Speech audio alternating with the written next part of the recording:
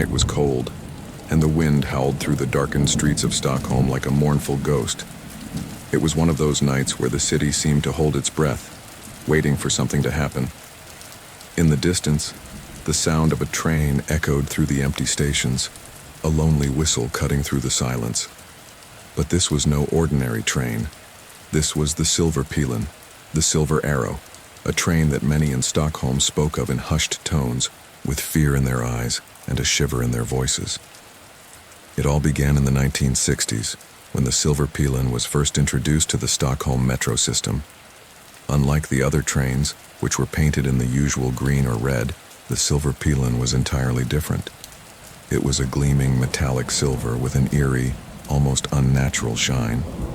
The train was originally a prototype, meant to be used only occasionally, but its strange appearance and the stories that began to circulate about it soon turned it into a legend, a ghostly figure that haunted the underground tunnels of the city.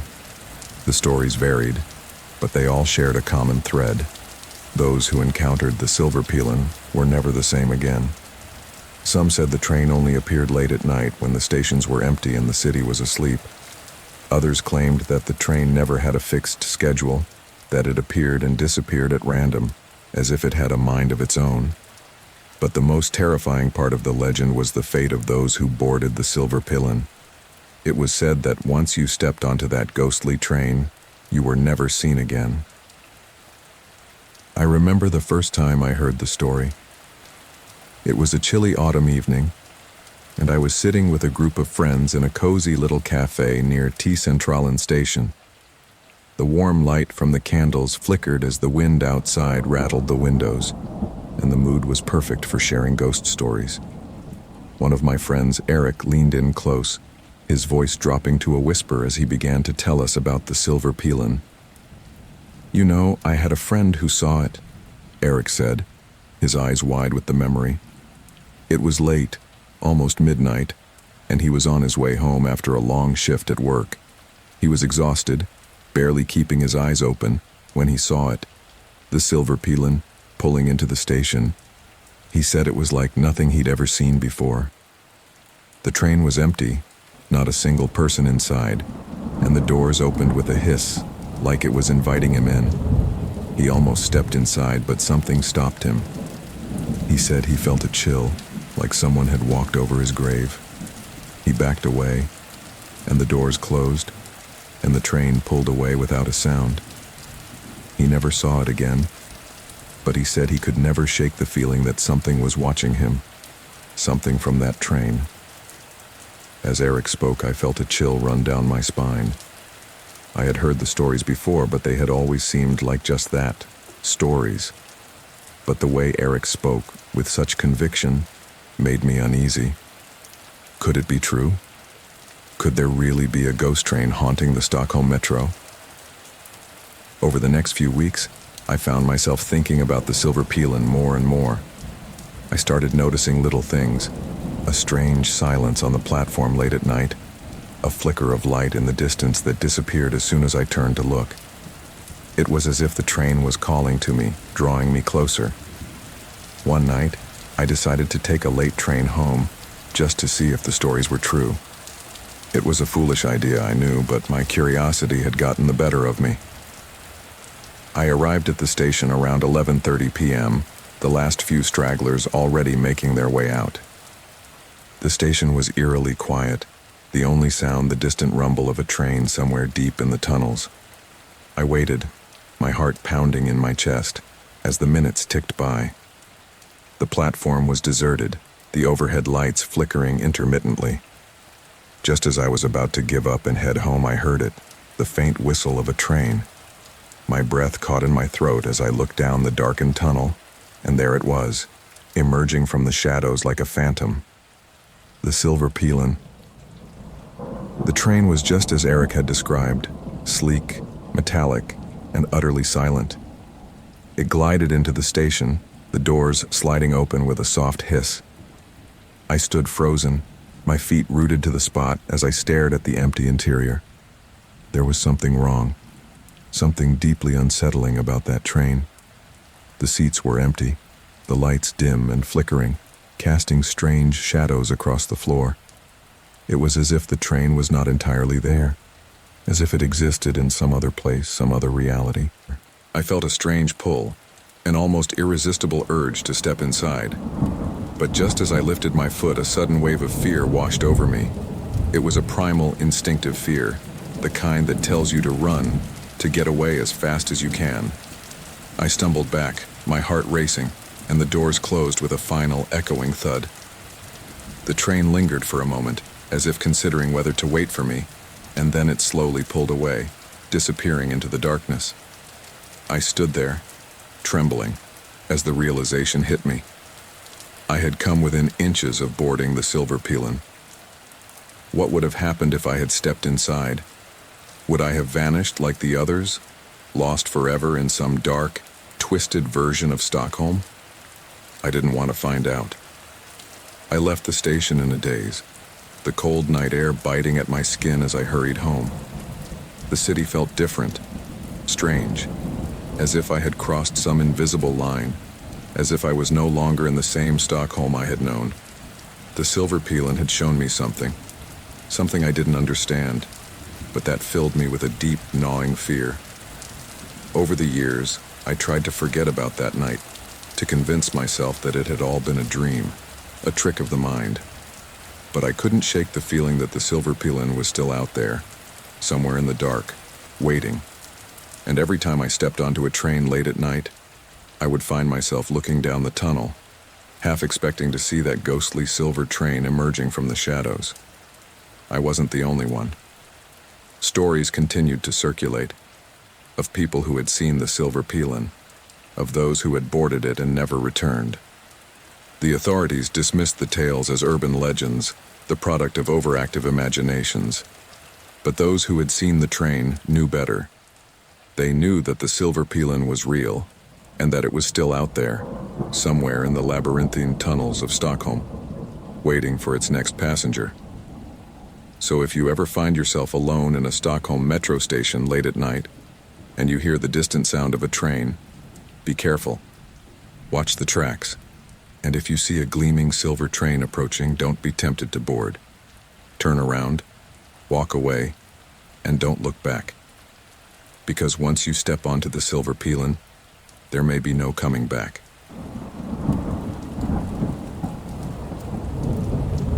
The night was thick with fog, the kind that creeps up from the ground and wraps itself around your ankles like a cold, clammy hand. It was the kind of night where shadows seemed to stretch a little too far, and the sounds of the forest seemed to whisper secrets just out of earshot. It was the kind of night that made you wish you were safely tucked away at home, with a warm fire burning and the doors locked tight. But for those who found themselves near the Maco railroad tracks, there was no such comfort to be found. The legend of the Maco light was one that every local knew well. Parents warned their children to stay away from the tracks after dark, and the bravest of teenagers dared each other to go out and see if they could catch a glimpse of the eerie glow. But it wasn't just a story to scare children. No, the Maco light was real, and those who had seen it, those who had felt its cold, unearthly presence, knew that it was something far more terrifying than a mere ghost story. The tale begins in the late 1800s, on a night just like this one. Joe Baldwin was a conductor for the Atlantic Coastline Railroad, a man dedicated to his work and well respected by his peers. He was known for his vigilance, always double-checking the safety of his passengers and crew. But on that fateful night, no amount of caution could save him from the tragedy that would unfold. Joe's train was making its way along the tracks near Maco Station, a small, unremarkable stop in North Carolina. The train was moving at a steady pace, the rhythmic clatter of wheels on steel the only sound cutting through the stillness of the night. But as the train neared a curve in the tracks, something went horribly wrong. The last car of the train where Joe was stationed became uncoupled, drifting slowly to a stop as the rest of the train continued on without it. Realizing the danger, Joe grabbed his lantern, a sturdy iron contraption with a bright glowing light, and rushed to the rear platform. He knew that another train was scheduled to come through soon, and if the engineer didn't see the uncoupled car in time, a collision was inevitable. Joe waved the lantern frantically, signaling the oncoming train to stop. The light cut through the fog, a desperate beacon in the darkness. But the engineer of the approaching train didn't see the signal in time. By the time he realized something was wrong, it was too late. The train barreled down the tracks, the sound of its whistle piercing the night air like a scream. In an instant, the two trains collided with a deafening crash of metal against metal. The force of the impact was so great that Joe was thrown from the platform, his body mangled and broken by the wreckage. And in that horrific moment, his head was severed from his body, disappearing into the night. The scene the next morning was one of utter devastation. The twisted remains of the train lay scattered across the tracks, and among the debris, Joe's body was found. His head, however, was never recovered. Some said it had been flung far into the surrounding woods, lost forever in the dense underbrush. Others whispered that it had been taken by something far more sinister. But the horror didn't end with Joe's death. In the days and weeks that followed, strange reports began to surface. Travelers passing by the Maco station at night claimed to see a mysterious light floating along the tracks. It wasn't the flicker of fireflies or the glow of swamp gas, but something much more unsettling. The light was said to be the exact size and shape of a lantern, moving back and forth as if something, was desperately signaling an oncoming train. Some said it was Joe Baldwin's spirit, still trying to warn the trains of the danger that had claimed his life. Others believed it was his head, cursed to wander the tracks in search of his lost body. Whatever it was, the Maco light became a fixture of local lore, a chilling reminder of the tragedy that had occurred. Over the years, the sightings of the Maco light only increased. There were those who claimed to have seen it from a distance, a faint, ghostly glow that hovered just above the ground. Others swore they had seen it up close, the light so bright it hurt their eyes, the air around it so cold it chilled them to the bone. Some brave or foolish souls even tried to follow the light, hoping to uncover its source. But the light always seemed to stay just out of reach, leading them deeper and deeper into the darkness until they were forced to turn back. And then there were the stories of those who had come face to face with the light, who had felt its presence not just in their eyes, but in their very souls. They spoke of a feeling of overwhelming sadness, of a deep, unshakable sorrow that seemed to seep into their bones. They described the light as both beautiful and terrifying, a radiant orb that seemed to pulse with an energy all its own. But most of all, they spoke of the sense of being watched, of feeling as though they were not alone on those dark, lonely tracks. One such account came from a man named Henry Jacobs, a railway worker who had grown up hearing the stories of the Maco light. He had always dismissed them as nothing more than superstition, the kind of tales that old men tell to scare the younger generation. But all that changed one fateful night when he found himself working late at the Maco station. The night was unusually quiet, the only sound the distant hum of crickets in the fields. Henry was inspecting the tracks, his mind wandering as he thought of his warm bed waiting for him at home. He was just about to call it a night when he saw it, a faint glow in the distance, coming from the direction of the curve where Joe Baldwin had met his end. At first, Henry thought it was just another worker with a lantern, but as the light grew closer, he realized something was wrong. The light was too bright, too steady, and there was no one holding it. It was just floating there, hovering a few feet above the ground, moving slowly along the tracks. Henry's heart began to race as the light drew nearer. He wanted to run, to get as far away from that cursed place as possible, but his feet seemed rooted to the ground. The light was mesmerizing, beautiful in a way that made his skin crawl. And then, as it passed by him, Henry felt a cold breeze brush against his face, a chill that seemed to reach down into his very soul. The light paused for a moment, hovering just a few feet away. Henry could see the outline of the lantern now, see the way it swayed gently back and forth, as if someone was holding it. But there was no one there, just the light, and the darkness that surrounded it. And then, as suddenly as it had appeared, the light began to move away, drifting slowly down the tracks until it disappeared into the fog. Henry stood there frozen in place, his breath coming in short, shallow gasps. He didn't know how long he stood there staring after the light, but when he finally turned to leave, he felt a heavy weight settle over him, a deep, aching sorrow that he couldn't shake. Henry never spoke of that night to anyone, but he was never the same. He continued to work at the Maco station, but he always made sure to finish his shift before the sun went down. He knew that the Maco light was real, that it was something far more than just a story, and he knew that whatever it was searching for something or someone that it would never find.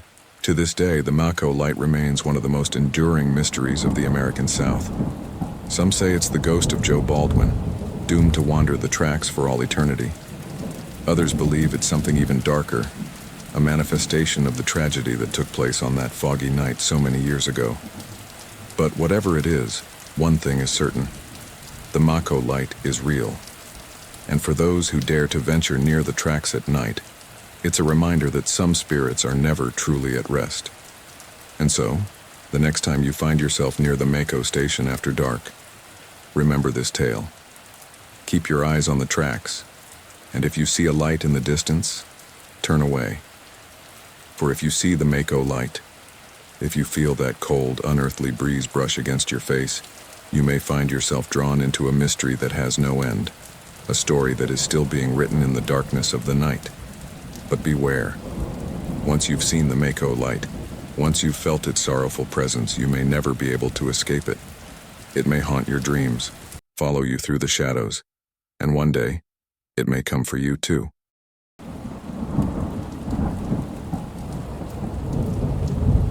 The night was dark, the kind of blackness that seems to swallow everything in its path, leaving only the cold wind to whisper through the barren trees. There was a chill in the air, a biting cold that seeped into your bones and made the hairs on the back of your neck stand on end. It was the sort of night when the boundaries between the living and the dead blur, and the past, long buried, rises to the surface. It was on such a night, many years ago, that a group of travelers claimed to have seen something that still haunts their memories. A ghostly vision so powerful, so eerie, that it could only be described as otherworldly. It was the Ghost Train of Abraham Lincoln. You see, after President Lincoln was tragically assassinated in 1865, his body was transported by train from Washington, D.C. to his hometown of Springfield, Illinois, where he would be laid to rest. This train, draped in black, traveled slowly across the country, retracing the very route Lincoln had taken years before on his way to the White House. The journey took 12 days, passing through cities and towns where countless mourners gathered along the tracks to pay their final respects. But what if I told you that this funeral procession never truly ended? What if I told you that every year, on the anniversary of his death, the train is said to reappear, moving silently through the night, haunted by the sorrow and tragedy of a nation in mourning? Those who have witnessed this spectral train describe it as a vision that defies all logic and reason. They say that on certain dark and misty nights, the ghostly Lincoln funeral train emerges from the fog, its black draped carriages gliding eerily along tracks that have long since been abandoned or removed. The train moves without a sound, as if floating above the ground, its wheels making no contact with the rails. The air grows still, the world seems to hold its breath, and the mournful whistle of the ghost train echoes through the night, sending shivers down the spine of anyone unfortunate enough to hear it. Some witnesses claim that as the train passes, the air becomes thick with the scent of funeral flowers. Lilies and roses mingled with the acrid smell of burning coal. The lights inside the carriages flicker, casting long, distorted shadows that dance along the walls like specters in a macabre ballet. But the most terrifying aspect of this ghostly apparition is what lies within the train's final carriage. As the train slows to a crawl, those who dare to look through the foggy windows of the last carriage are met with a sight that will forever be etched into their memories. Inside, bathed in a ghostly pale light, lies the coffin of Abraham Lincoln, draped in the American flag.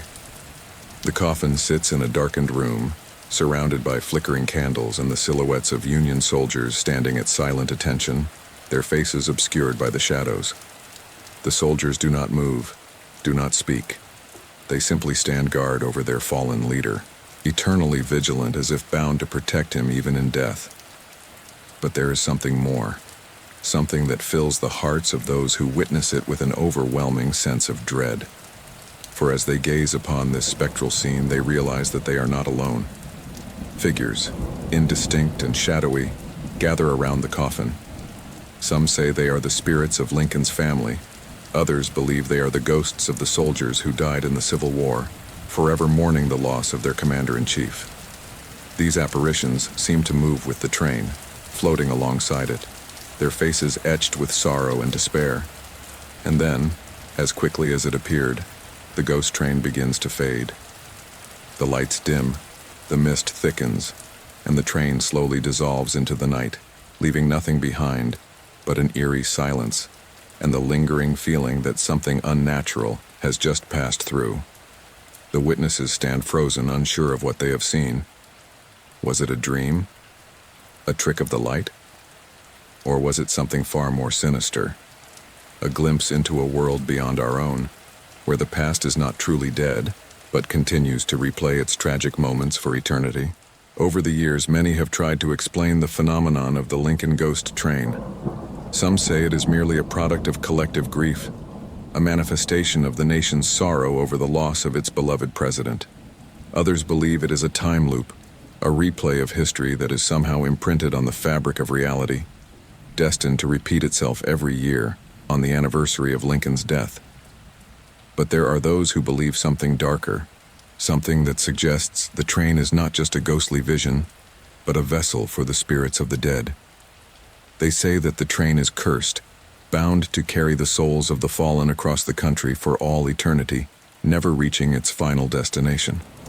These souls trapped between worlds are forever linked to the tragedy of Lincoln's assassination, their sorrow and anguish fueling the ghostly procession. Whatever the truth may be, one thing is certain. The Ghost Train of Abraham Lincoln is a story that refuses to fade into obscurity. It is a tale that continues to be passed down from generation to generation, a chilling reminder of the price of power, the weight of leadership, and the haunting legacy of a man who gave his life for his country. So, if you ever find yourself alone on a dark and misty night, standing by an old railway line, and you hear the distant whistle of a train that should not be there, take heed. Do not approach. Do not try to see what lies within those ghostly carriages. For if you do, you may find yourself face to face with the specter of Abraham Lincoln himself, forever bound to the train that carries him through the night, through the endless darkness, through the eternal mourning of a nation that will never forget. And if you listen closely, as the ghost train disappears into the mist, you might just hear the faintest echo of a voice, soft, sorrowful, and filled with an unending sadness. A voice that seems to whisper, "We are not yet free. We are not yet free." Then, as the darkness swallows the last remnants of the spectral train, the world returns to normal. The wind picks up once more, the trees rustle, and the night is filled with the ordinary sounds of the living. But those who have seen the ghost train know that the boundary between the living and the dead is thin, thinner than we could ever imagine. So if you ever hear the mournful wail of that ghostly whistle, remember this tale, and remember to keep your distance. For the Lincoln Ghost Train is more than just a story. It is a reminder that some spirits never rest, and some journeys never truly end.